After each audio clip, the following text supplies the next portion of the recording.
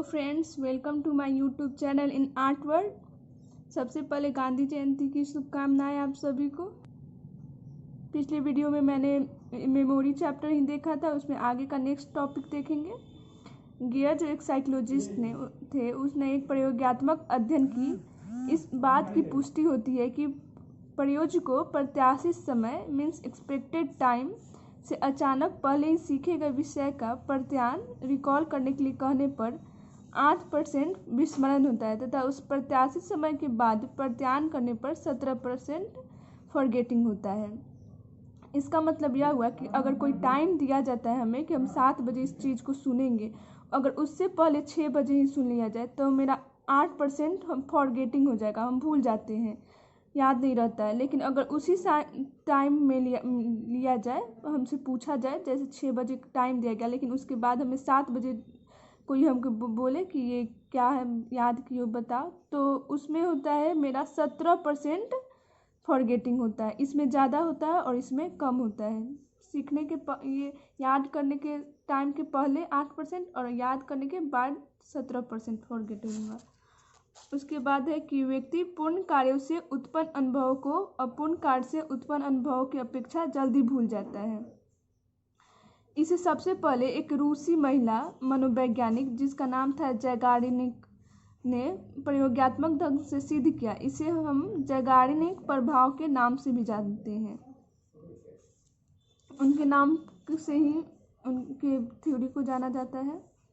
जब व्यक्ति अनुभूति, उद्दीपक या घटना के बारे में निश्चित रूप से जानता है परंतु वह उस अनुभूति या सूचना की पुनः प्राप्तिकरण आवश्यकता अनुसार नहीं कर पाता है, तो इस तरह के विस्मरण को मनोवैज्ञानिक ने पुनः प्राप्ति असफलता मीन्स रिट्रीवल फेलियर कहा है।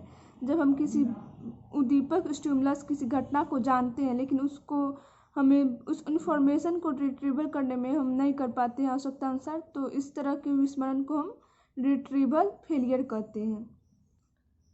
अब है कि पुनः प्राप्ति की असफलता को हम जीभ की नोक घंटा टिप ऑफ द टंग बोलते हैं।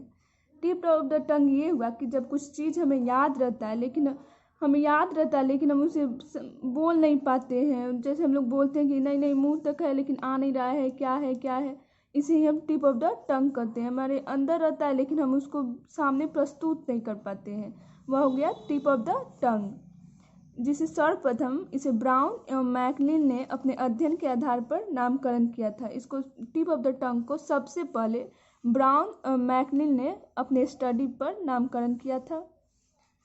अब है विस्मरण की व्याख्या करने के लिए मनोवैज्ञानिकों ने विभिन्न तरह के सिद्धांतों का प्रतिपादन किया, जिसमें है डिके थ्योरी, ह्रास सिद्धांत, संतनन दृढ़ीकरण सिद्धांत, बाधक या हस्तक्षेप सिद्धांत या द्विकारक सिद्धांत।